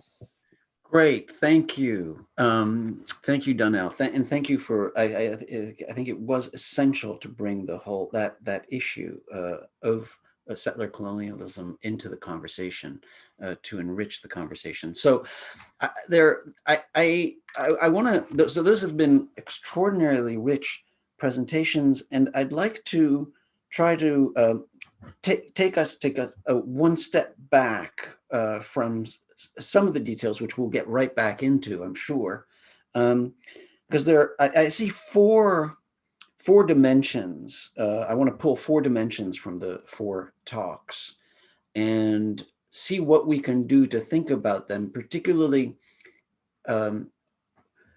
with this question of how does the conversation regarding the abolition of property enrich or change the way we can think about abolition democracy as a movement today. So enrich these other movements towards the abolition of the police, towards the abolition of the prison, towards a transformation of the economy as well, right? And those 4 dimensions are, so the first one is the agency question that really I think is key and has been crossing all of our discussions in terms of, who is it that is able to achieve transformation or to achieve the kind of transformation that is meaningful. And a part of all of these interventions in both Du Bois and Marx is about the meaningfulness of those interventions. The Marxist constant critique of bourgeois socialism, right, is central there, as is Du Bois's critique of who it is that actually brought about victory, who actually transformed, who abolished chattel slavery. But what does that say? What can we draw from that for today's struggles? Agency. The second, insurrection. I think that I'm drawing this from Étienne's comments. Insurrection as being a different form of uprising than the conventional proletariat revolution, which today it seems as if we are inevitably in a space of insurrection and uprisings. I think that the Black Lives Matter movement has been an insurrection or an uprising, and this since the George Floyd killing, since the Breonna Taylor killing and the shooting of Jacob Blake. I mean, that has been an uprising, which is different than a revolution.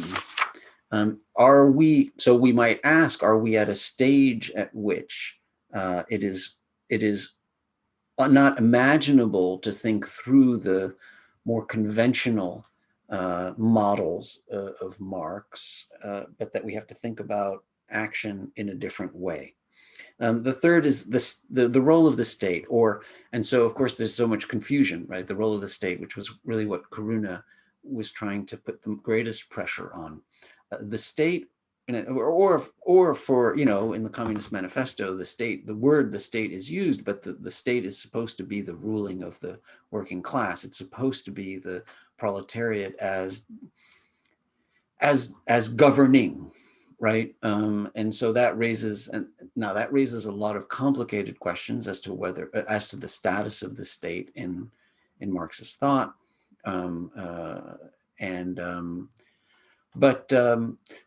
but that too puts a lot of pressure on us today in our work, in our abolitionist efforts. And I think that Karuna was entirely right that could be one way to distinguish attitudes, positions, abolitionist efforts in the context of the prison and the police. And then the fourth thing would be the question of colonialism and settler colonialism, which is central here.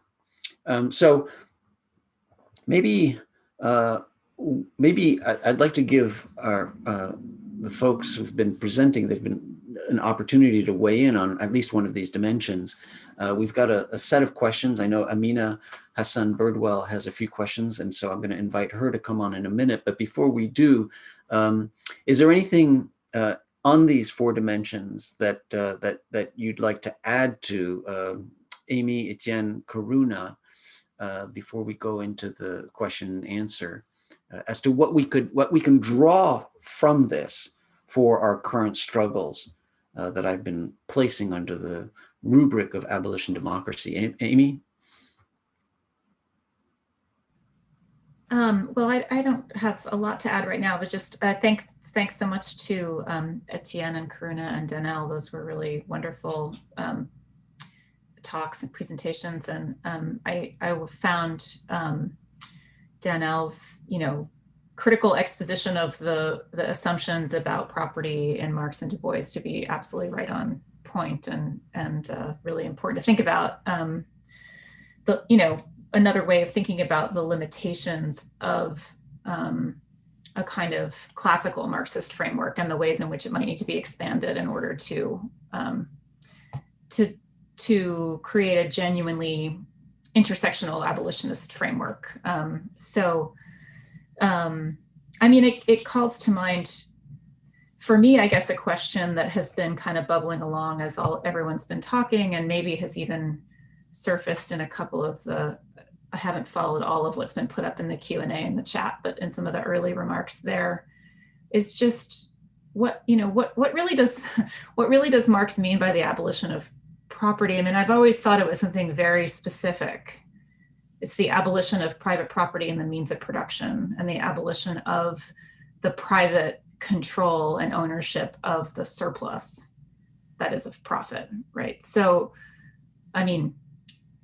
so then the question, I guess, would be, like, to what extent does overcoming that structure, which would, I think, be a good thing, obviously, serve to address the wrongs of settler colonialism or of the legacies of slavery? I think that might just be a kind of simplistic way to put it, but it seems to me it's helpful to keep in mind what specifically Marx meant by the abolition of property. I mean, it's not like, I don't think he meant, someone should be able to come into Bernard's apartment and take his books and he can't say anything. It's something different and quite specific. Although, in answer to that question, which is in the Q&A, I would say, each of these books, I think, I view them as a human life. So, and I will share them with others, as long as you're willing to also accept the idea that each of these books is a human life that requires that kind of respect towards it in a way. I think, yeah, that's beautiful, but I think that's more of a Proudhonian sort of impulse than a Marxist one, actually, on my reading. So, very possibly, very possibly. Étienne, less of a Proudhonian instinct. Yes, yes, my dear. Yes. Bernard, it seems to me that in your 4 items or your 4 dimensions, something is missing. I miss it. I don't think that we have completely exhausted or achieved the discussion of the race-class issue. I mean, I'd wish that we return to that at some point, or at the very least, Go ahead, vas-y. Okay, but no, not on that now, but on one of your 4 dimensions, which I believe is also raised among the Q&R by somebody who had a quick look at that, who very interestingly and precisely refers to Marx's comments on Bakunin's State and Anarchy. And to say it in passing, what's very interesting is the fact that Marx's comments on state and on Bakunin's State and Anarchy goes through Das Venio, etc., which he read in I never knew if he read it in Russian or if he read it in German, but probably in Russian because he had started to learn Russian. And okay, I'm not sure. But the important thing is that these comments are exactly contemporary with the critique of the Gotha program. And they have the same style because they follow Bakunin's text. And of course, Marx knew Bakunin very well. They had been comrades in arms, all that, and so on. And he follows the text very literally, and he proposes his critique, which wants to be devastating as well. I always thought that the comparison of the two is very interesting because the critique of the Gotha program was sacralized in the tradition of the Second International and the Third International after it, whereas the notes on Bakunin are carefully suppressed and marginalized. They're not even published, etc., etc. Whereas their confrontation very well show that Marx is caught in a dilemma. He cannot side with the statist version of socialism, and he tends to use anarchist arguments against them.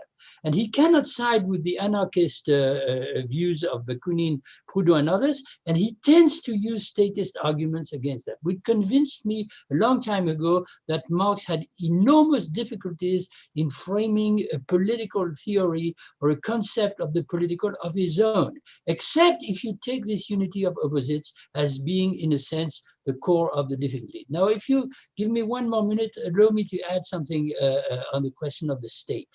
Because we're discussing now once again, I'm sorry if I seem critical, as if our concept of the state still were the concept of Bakunin and Marx. That is, I summarize as in the 18th Brumaire, the concept of this external power, which is outside, in a sense, the realm of social relations in the substantial sense of the term, and of course property relations and labor and all that, and exploitation, etc., and even race, I would suggest, are within the society. Now, this representation of the state as a power or an apparatus standing outside the society is common to Marx and Bakunin.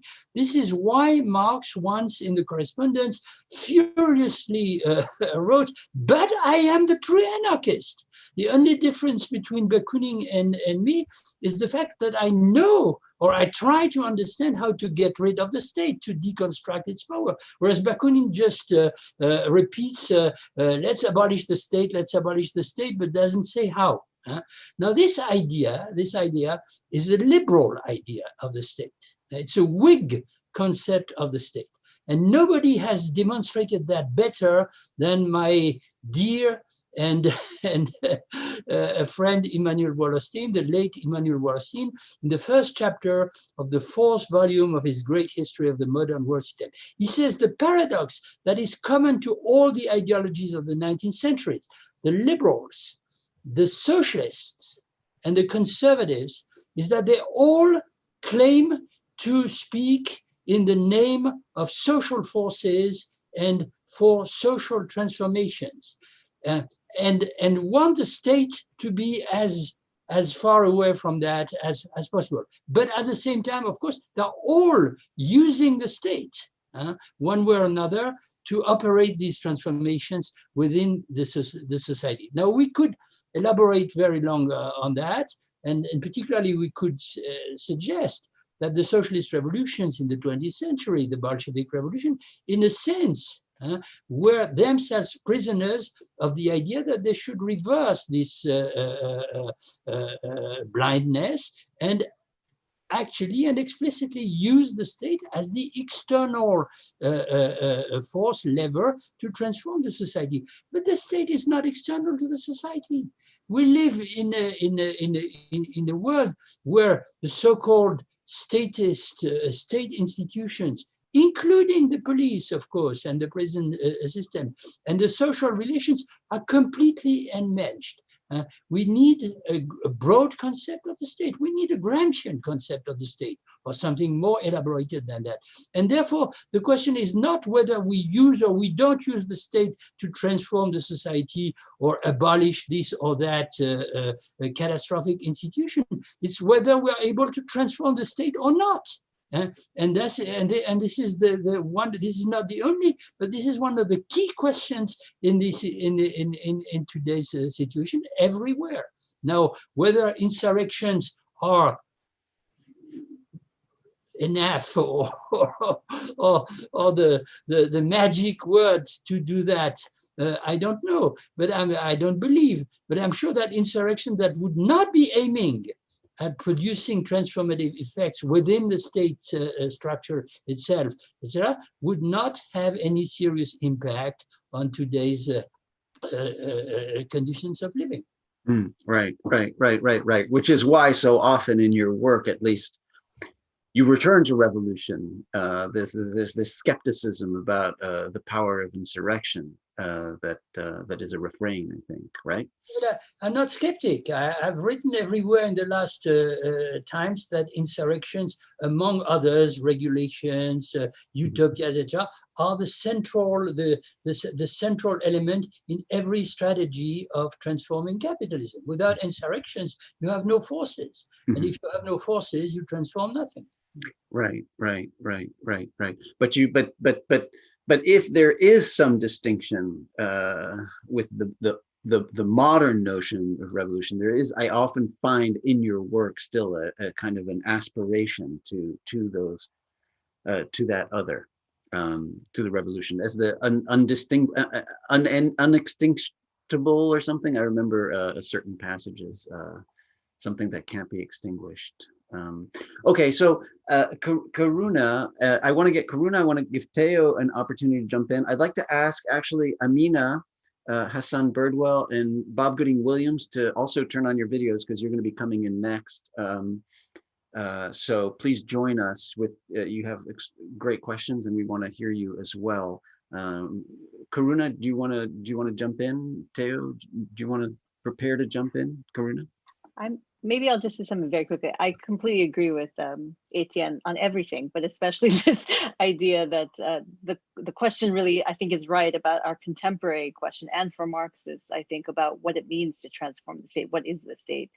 I'm going to just want to say a point, I guess, more raise it as a question that I was thinking of after thinking about Du Bois in particular. I mean, one of the things I always find so heroic about that text, and the institution that he also calls heroic, besides the self-abolition and self-emancipation of the freed Black worker, former slave, is the Freedmen's Bureau. And the task of the Freedmen's Bureau, of course, is related, I think, to education. So this great contribution, but also, of course, to the question of land. And so I do also think, I think I'm very attracted and interested in questions of the commons, and again, of Marx and the idea of what it means to go beyond private property. But on the other hand, I also do think one has to understand both in terms of former slave, like notions of slave freedom that come out of the experience of slavery are rightfully attached to questions of personhood, of property. And there is also a historically important, and also maybe just a universal interest in what kinds of activities, laboring, participation that does build personhood and owning land, working land. A former student of mine and a great friend, Shatima Threadcraft's book on Black women's attempts post-slavery to have control over the right to reproduce. So things that we traditionally think as, we might diminish as private, domestic, bourgeois, you know, thinking of it in the context of coming out of a particular experience of oppression also builds a certain model of freedom, which might be distinctive. And I think that's what's also heroic in Du Bois's conception of democracy, which I won't say anymore because we have others who know it much better and we'll talk about it, which is a different universal and a different ideal than Marx. So I also think we shouldn't align Du Bois and Marx so closely. And again, that's part of, I think, what Bob's question is. So I'll turn it over to the people who want to add their questions to that. So yes, Amina and Bob, please turn on your video so that we can see you when we're talking. Theo, I don't know if you wanted to jump in as well. Go ahead. You need the mic better, maybe. Yes. So I'm probably going to throw in a weird monkey wrench here, but first of all, Danelle, ever since you made your comment, I've been spooling about the relationship of slavery and Spotify. But here's my question to the panel. Can we make a parallel of labor and slavery? That is my big question here. Like, can we really say, can we equate anything to slavery? As a matter of fact, it is, to me, the most atrocious fact of history, and it is there are all these parallels to slave labor, but that is my big question here. Can we, in good conscience, equate that? Right, and which is a kind of one of the most important questions right here, right? Because that's what creates, and putting your finger on the tension that creates this friction between these abolitionist movements and these abolitionist efforts, and is what then, you know, possibly elides things because you're creating, because of the metaphor. I think Amy put it very clearly in her article that was almost unthinkable and cannot really draw an exact parallel. And at a certain point, that was my big question to some of you. Like, can we even call it slave labor? Right.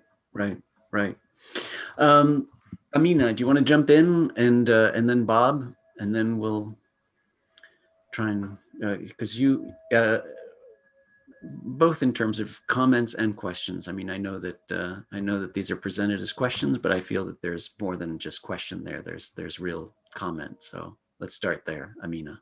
Oh, well, thank you for having me on. I should be writing my lecture on Spinoza from my class today, but you guys seduced me, you know, from just being an observer, because the conversation was exemplary. Thank you guys so much for all your intellectual efforts. I guess the first question I had was like more of a clarification, and just if any, you know, whoever wants to jump in, the relationship between Du Bois and Marxism, because from what I read in Robinson, and I may be wrong, is that he saw Du Bois as a critique of Black Marxism, as a critique of Marxism, but also a revision of it at the same time. So I just wanted, you know, I'm not an expert on it, so I just wanted to hear maybe your thoughts.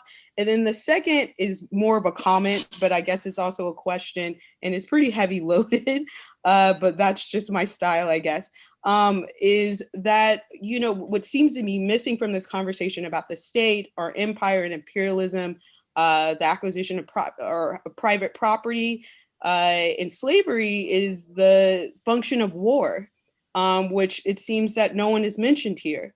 And it seems to me that would be something essential, number one, to the instantiation, the kind of revealment of the state, at least how it originally formulated in the 17th century, where political authority was seen as dominion, a king's dominion over land in terms of a household, but also in categories of slavery that came out of humanist thinkers in the 16th to 17th century, where slavery was already a category, even since the Greeks, that came out of booty from warfare.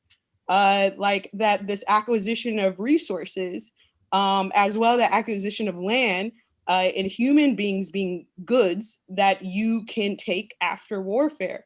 And that seems like those categories predate, a Marxist state, even though, you have Lenin and Rosa Luxemburg, of other people taking the Marx thesis and equating war or military advancements as just being, imperialism being at the hand of capitalism.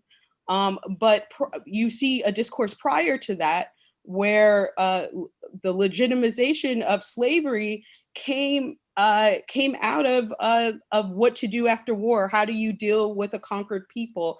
How do you even conceptualize a conquered people? And I just wanted to hear the panelists of that element, which I felt was kind of missing in these conversations, to draw in this conversation about slavery and property, but also a question of abolition. And where the sites of abolition should also be. I mean, I don't think I'm a pacifist, but there was a discussion of nonviolence being floated around, and how we conceive of international relations as well as domestic relations on the subject. So I guess those are my two kind of like heavy. The second one a little heavy, and the first one is more elaboration on. Yeah. Well, actually, Bob, why don't you take the first question, since you're the expert on the panel, and then you can turn to yours as well. Oh, about Robinson? Yeah, Robinson. So and I just have something to say about war too, but and Du Bois anyway. But well, I mean, about yeah, sure. No, what were you going to say? Well, I was going to say, I mean, not just about Robinson, but I mean, Amy and I have also been presenting an interpretation which really reads Black Reconstruction through a Marxist lens, and so more broadly about that question. Yeah. So, well, first, I have one question for Amy, a question / comment for Danelle, and then maybe just a slight response to what Amina was saying. So first, I mean, Amy, nice to see you. I love your post. I was,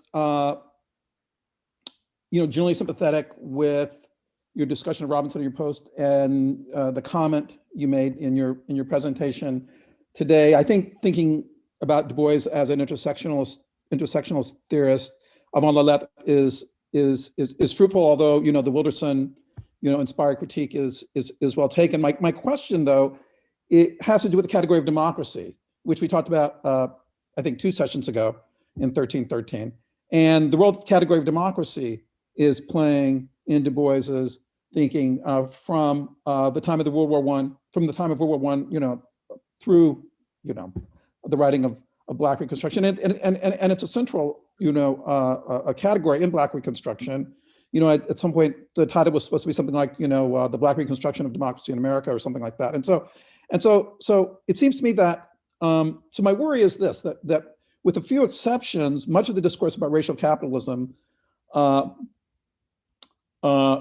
it engages Du Bois lets the category of democracy disappear from view. That's not universally the case in the secondary scholarship, but it is often the case. And to the extent that democracy, the category of democracy, disappears from view, I think that there's a problem. That's a critical analytical category, that he talks about different kinds of democracy, but it's also kind of a normative category, and it's animating his thinking about race and class and the race-class nexus et cetera, et cetera. So I guess my question is, what do you think? What do you think about the role of the category of democracy in Black Reconstruction? So just question about Donnell. There is a passage in the Black Belt chapter of Souls where, in fact, Du Bois does seem cognizant of settler colonialism. I was looking at the passage a few moments ago, but it's something like in the wake of you can find it very quickly, in the wake of the Panic of 1837. Basically, Indians removed from Indian territory. Sometimes he uses the phrase Indian land to make way. In this passage, he says explicitly for settlers. Now, he's not using the term settler colonialism, but it kind of, he's talking about land. The category of property, I think, is implicit. He doesn't. I don't know that he does much. He then goes on to talk about Dougherty County as being the Egypt of the Confederacy. But there is this interesting moment where he's not simply just forgetting, just saying, isn't it nice that, as he does in the first chapter of Souls, that the Indians, like Blacks, had some, great fairy tales and songs. I mean, there is a gesture in the direction of a materialist analysis. On the question of war and Du Bois, I was just going to say in response to what Amina is saying, and even in Black Reconstruction, Du Bois is looking ahead to the First World War. It's not as explicit as it is in a text like Darkwater, but I think there are passages in Black Reconstruction which are continuous with Du Bois's World War I era writings when he's talking about what happens after Reconstruction. Stanley goes into Africa, the scramble for Africa, and then, of course, for Du Bois, that's kind of like the beginning of the First World War, because the First World War is really about European powers, fighting over Africa. So at least in Du Bois's larger scheme of things, the category of war, not in the context of what's going on in the 17th or 18th centuries, as Amina was inviting us to consider, but in the context of what's going on in the early 20th century, is very much part of the analysis.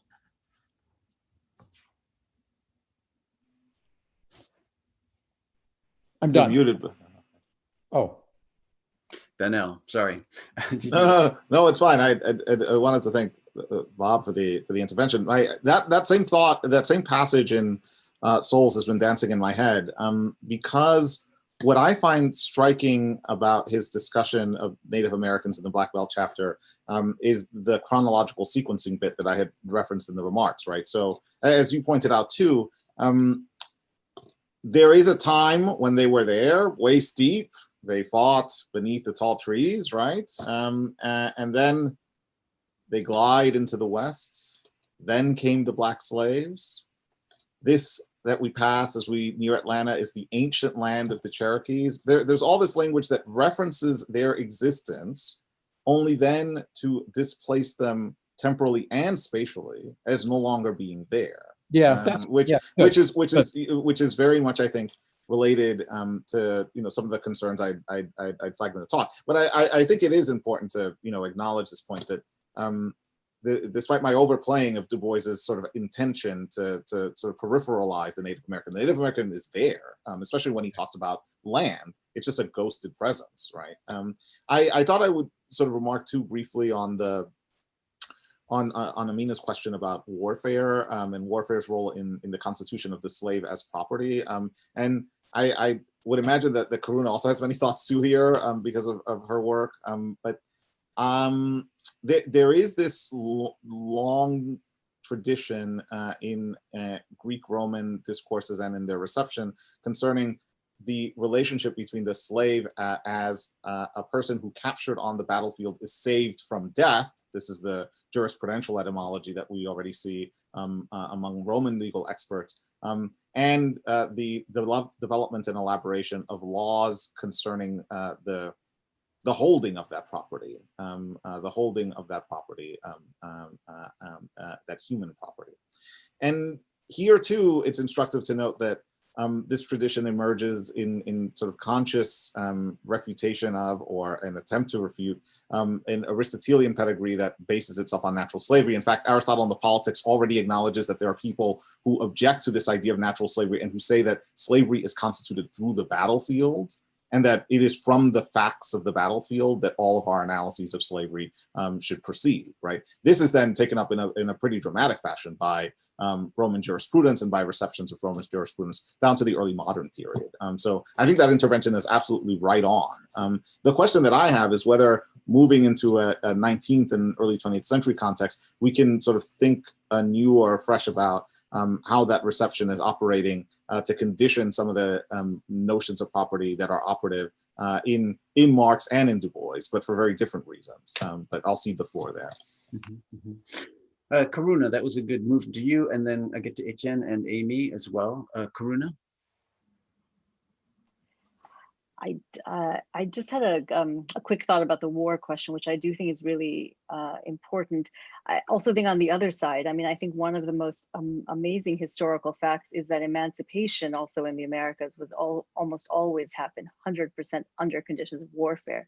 So we don't actually have a discourse of peaceful abolition, you know, of just the legal abolition of slavery that wasn't under deep duress, and even serfdom. Presumably there's a question about Russia and the post-Napoleonic War. So I think on both sides it's a very interesting question. I just want to say one thing. I do think also about warfare, because again, just my 2 cheers for anarchism, which I know not everyone will, is also, I think, again, the Tolstoyan tradition, and not just Tolstoy, of course, was the beginning of a modern pacifism and war resistance. And again, I think that's a deep history that, of course, the founding of the Fellowship of Reconciliation is by Tolstoyans, and that leads to the whole history of nonviolent resistance and passive resistance and all of that. But I think to me, what's really important in that history is that it also was deeply connected to a structural critique of the state and its implication in modern warfare. So Tolstoy's critique was that even though we have these theorists like Kant and others who thought that representative government was going to lead to the abolition of war, in fact, standing armies, the elite takeover of, especially thinking of Russia, you instead have mass conscription that is endangering citizens. And so implication in modern warfare is undermining the project of this social contract. So I think, again, just that pacifism, I think we tend to these days think of it as this moral attitude, but I do think it was connected to a much more interesting and important deep structural critiques of the modern state and the modern economy and their implications. So, and that the abolitionist discourse is right. That's something there. And the last thing I'll say, I think we haven't addressed it, and I think it is a really important question that Theo mentioned too, and Amy, is what do we take about the use of slavery as an analogy in a lot of these discourses? So again, Tolstoy and many others use the analogy of slavery. What should we make today of the question of is slavery a unique instance, or is it something we analogize, and how do we navigate that question? I think I'd be interested in keeping that on the table in some way. Étienne? Yes, I will say something silly about this question of war. I mean, I find it absolutely remarkable and decisive that after Du Bois and with Amy's presentation and so on, we identify the final moment. I mean, other things will happen after that, but the final moment in the history of the American slave system with a war in which the slaves, or better said, the former slaves, because in the very moment in which they escape, they leave the plantation, and they are no longer slaves in a very deep sense of the term. But the moment in which the ex-slaves become protagonists, as this has been explained very clearly, protagonists in warfare. I mean, in a civil war, which is a war precisely. Now, if from there you turn back, I mean, and you examine the whole system, I have no pretension to master all that, but of this slave system, of chattel slavery, there's no war there. I mean, there are forms of cruelty, extreme violence, which in a sense can be considered worse than different types of warfare. But this is not war. I mean, the Middle Passage is not war. The labor or non-labor, there's death there. You explained that very well.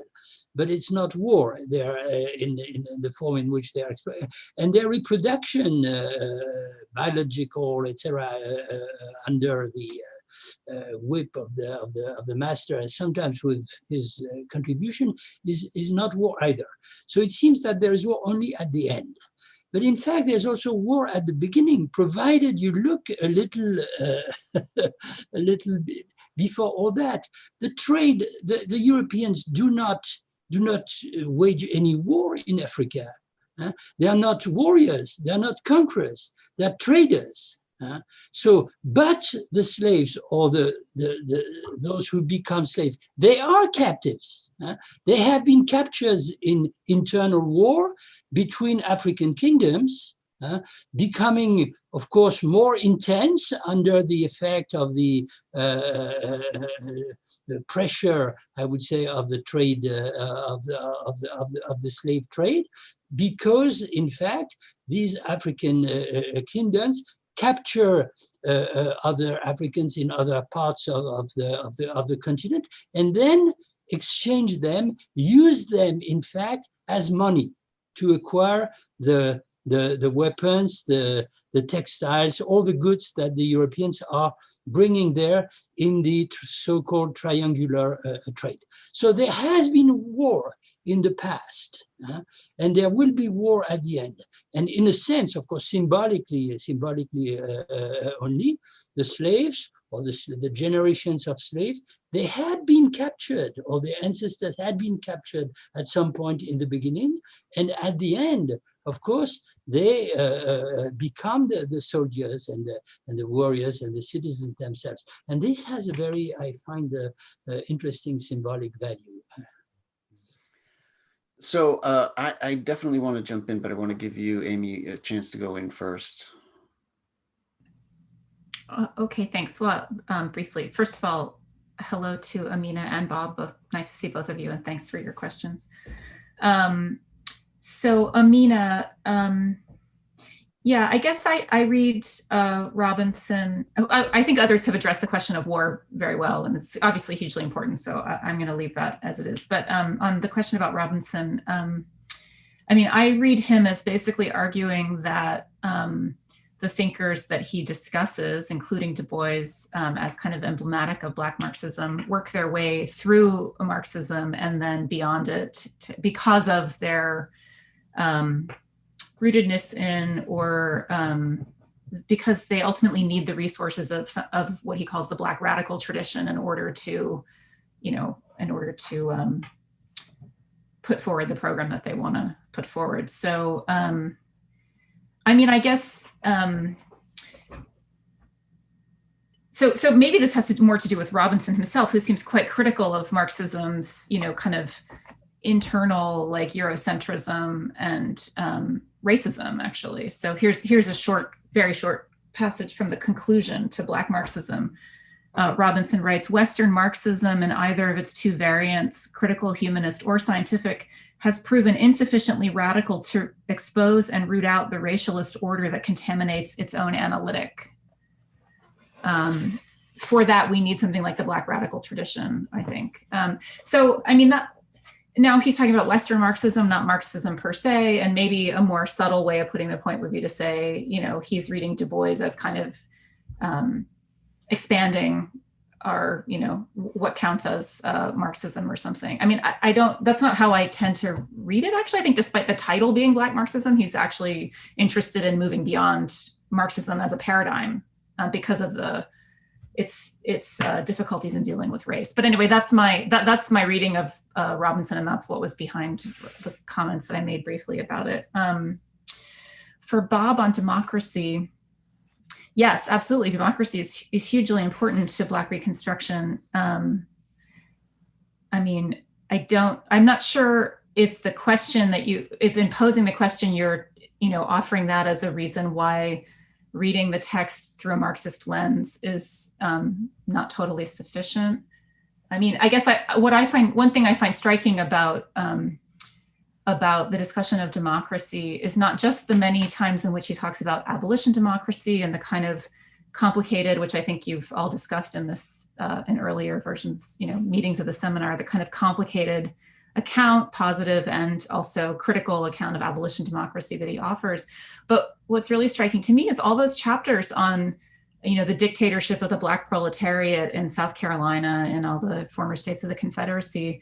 What he's talking about there are widespread Black participation in democracy, in basic democratic institutions, in the writing of the new constitutions for those states and serving as representatives to those conventions and so on. So to me, that's really interesting because it's almost like a kind of, Trotskyist, sort of reading of democracy or something like that, like connecting democracy up to the idea of the dictatorship of the proletariat in this really close way. So I think, a lot more needs to be said about that than what I didn't say anything about it. But I think that it fits with a basic kind of Marxist reading of Black Reconstruction. I mean, I'm not sure if you were trying to suggest otherwise, but that's where I thought you were going with the question. Great. Yeah. So I do want to jump in on this war question though, because one of the most fascinating, because we need to go back to metaphors and analogies again. This passage in the Manifesto, right, when Marx and Engels write about in depicting the most general phases of the development of the proletariat, we trace the more or less veiled civil war, right, raging within existing society up to the point where that war breaks out into an open revolution. So, and Étienne, I think you mentioned that passage in one of your texts, and of course you've mentioned it in many parts of the text. And of course you reference the Foucault's development of the notion of civil war. You specifically referred to that. Now, so, but Bernard, if I may, what I argued not only in the paper that is on the website, but in another one more developed on this question, is that Marx and Engels changed their use of the category civil war after the 1848 revolutions, because what they had witnessed was an actual civil war. Mm-hmm. And after the actual civil war and the consequences the actual civil war had on the revolutionary movement of the proletarians, they needed to change something in their use of this category. So to make a long story short, before that, in the Communist Manifesto, it's not a metaphor. It's a broad context, concept of civil war that you can try and discuss and elaborate with the help of Clausewitz, Foucault, blah, blah, and all the others. Whereas after that, it becomes a metaphor. It's a metaphor in capital when Marx and Engels explain that the shortening of the Labor Day, etc., is the result of a protracted civil war that the English working class has been waging against the capitalists for half a century, blah, blah, etc. So something crucial changes because of the historical circumstances between the before and the after. Right. And so and that's brilliant. And but the question for us, I take it, right, in responding to Amina is how do we think of social relations through that metaphor or not? I mean, and are we willing to, and are we willing today to think about social relations through that metaphor? And I, for one, am. Which is why I think that the metaphor of counterinsurgency today is so important in understanding social relations. And so if that's the case, then I think that we need to think of abolition democracy as a vision in all of these dimensions: abolishing the police, abolishing the prisons, abolishing capital punishment, abolishing borders, through the lens of a highly conflictual social context, the present. Right. Étienne, go ahead. No, I agree. I mean, just to add this point, when I said something changes, that's in Marx's reflection. Right. So Right. if you take as references, as points of reference, Communist Manifesto, and then Capital, let's allow me to leave aside the civil war in France, but then, of course, the civil war returns. The civil war returns in an extremely powerful manner. The first, the most typical, of course, is Lenin. I mean, he's let's transform the imperialist war into a revolutionary civil war. This is the motto after which the Bolshevik Revolution was made. And what you add concerning counterinsurgency in your book and in your intervention about today, I totally agree with that. I mean, we're back to the issue of civil war in a sense. But okay. Danielle, you're shaking your head. Sorry. No. This was just more an expression of agreement with the need to think conflictually and to sort of stake oneself to conflictual work.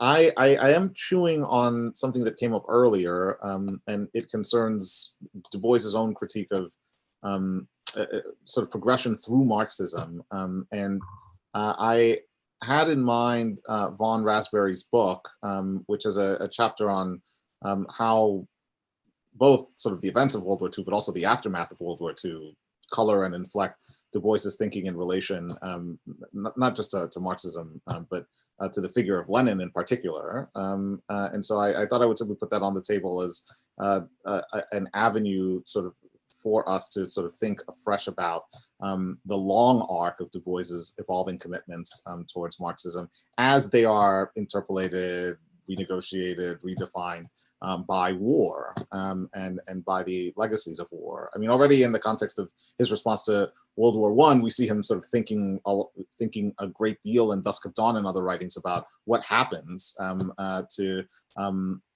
not just the sort of capabilities and affordances of coalitionary work, but more broadly to the landscape of ideological renegotiation in the aftermath of warfare. And so if we were to sort of build out from that moment in the World War I moment and think about how over the course of the following decades, Du Bois's thinking is repeatedly being refined by meditation on the consequences of war, both civil, national, and international. I think we could sort of press some of the points that Amy and others have brought up in a different direction. Right. Yeah. Karuna, go ahead. Just on this point, I think it is really, what I found very interesting reading Black Reconstruction over the summer was, I think, the question of agency, to come back to what, the chapter on, and I think the contrast with C.L.R. James and Black Jacobins is probably the most interesting, is, C.L.R. James is giving an account of Black political agency in a very important, innovative Marxist vein about solidarity and the slaves coming to be collaborative political actors in and through revolution. But I think what's so interesting about Du Bois is he really talks about their reluctance. It's not them as agents of a military of war. They're actually, the Blacks free themselves through the general strike and actually by withdrawing from slave society. And it's actually a kind of, and he often talks about them recognizing that they didn't want to be instruments of the North because they didn't know where the North was going to go. So they're smart, they're organized, and they refuse war. So actually, and that too, Du Bois has these very elegiac passages about how that reveals their deep humanity. They protect masters. They aren't actually agents of violence. I think that's just an interesting, he's making a very polemical and important point, but I think it also comes back to this notion of what he thinks they are as agents that are the future of democracy, because it's about their humanity and their relationship to some other goal that's not, I would go back to this point that I'm quite convinced that there's something in Du Bois's conception of democracy and freedom that is not Marxist in a traditional way at all, because it uses the language, it has some similarity, but he adds these other elements that are humanistic in some form that just give it a different angle. And I think the general strike chapter again does that both. It introduces it connects it to a Marxist language of the general strike, but it doesn't actually posit it in the language of collaborative revolution that we already have, or the script of Marxist revolution in the traditional sense. Well, I think that because we're on this theme of war, that maybe the best way to conclude our discussion is with Theo Bleckmann playing Lily Marlene. Theo? Yes. Can you hear me? Yes. Okay, good. This is a song that speaks to the power of music, and despite different sides of the war, this song strangely became popular and became the most cherished song during the Second World War on all sides of the war, which is really incredible. It had no partisanship. So this is Lily Marlene. Da da da da da da da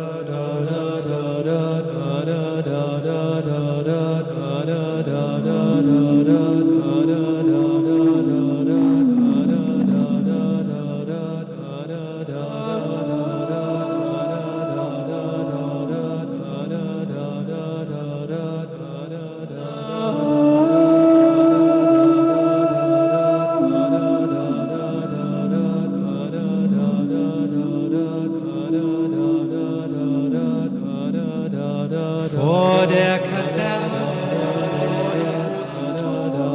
stand eine Laterne und steht sie noch davor. So wollen wir uns da wiedersehen. Bei der Laterne wollen wir stehen, wie einst Lili Marlene. Wie einst Lili Marlene.